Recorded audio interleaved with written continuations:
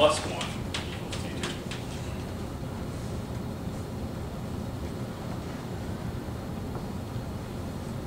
So then we have expected value 0.64, x T1, x of T1 plus 1 plus 0.48, x of T1, x of T1 minus 1 plus 1, or excuse me, x of T1 plus 1 minus 1, which is x of T1, plus 0.48, x of T1 minus 1, x of T1 plus 1, plus 0.36, x of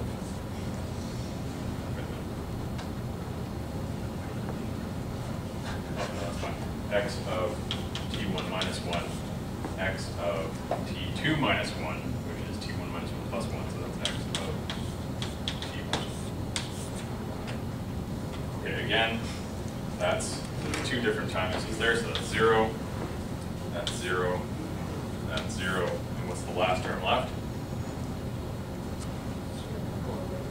So it's 0.48, because that's 1. Okay, what do you think will happen if the difference between T1 and T2 is greater than 1? 0? That's correct. Why? Because then all your terms are different. They're not going to be common. That's right. So then if T1 minus T2 is greater than 1, so just look at this expression, how U of T is defined. So if the difference between T1 and T2 is greater than 1, no overlap. There is no common term here. So basically what we're capturing in each of these cases is the common term in x. And if the difference in time is greater than 1, there is no common term in x, so we can argue that if T1 minus T2 is greater than 0 in magnitude, or is greater than 1 in magnitude, then RU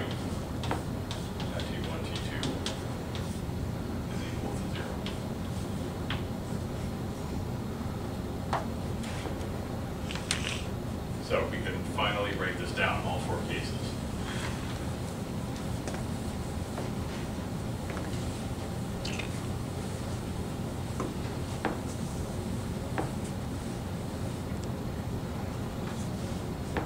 RU, T1, T2, is equal to 1 if T1 equals T2, 0.48. Plus 1, or excuse me, another way. T1 plus 1 equals T2. 0.48 if T1 minus 1 equals T2. And 0 if the magnitude of T1 minus T2 is greater than 1. So notice that we can shrink this down by saying RU of T1, T2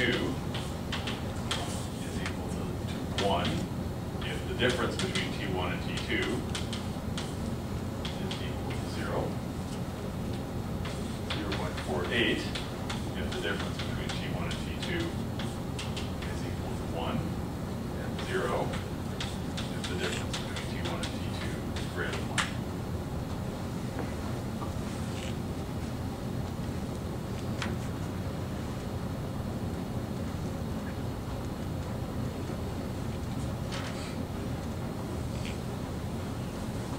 And then what I can do is I can plot it in one axis. I can just plot the difference, T1 minus T2 minus T1. Actually, not negative. I can plot the difference, T2 minus T1, RU of T1. So we have a maximum of 1 when the difference between T1 and T2 is 0. That makes sense. It's most highly correlated if I'm looking at the same time. So if T1 and T2 are the same, then I'm looking at the same time. times, so that's 1. And 0.48. If they're one time instant apart, and 0 otherwise.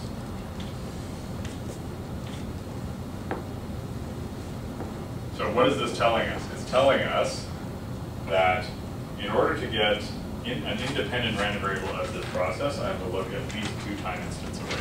If I look 1 time instant away, the next time instant, the value of that random variable will be somewhat correlated, not completely correlated, but somewhat correlated with the current random variable.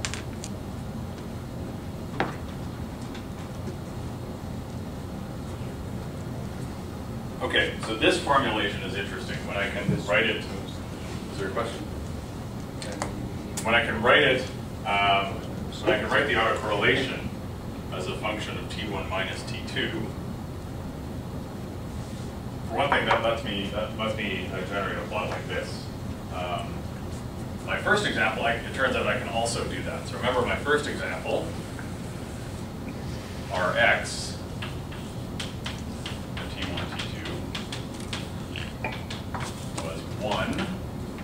I can write this as magnitude t1 minus t2 equals 0, and 0 if magnitude t1 minus t2 is greater than 0. So again, I can have a similar plot.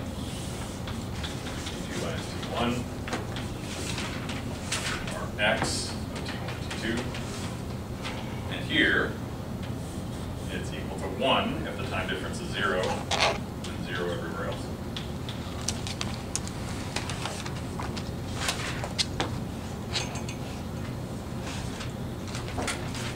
Generally, we're going to deal with functions where, random processes where you can write the autocorrelation function in terms of the difference between t1 and t2. What that means is that it doesn't matter where you start.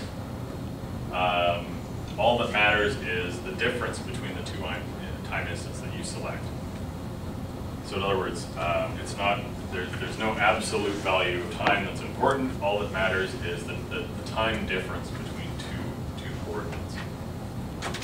Basically, what that sort of means is that there's sort of a constant, there's sort of a constancy to the random process, and the correlation will decay in a certain way.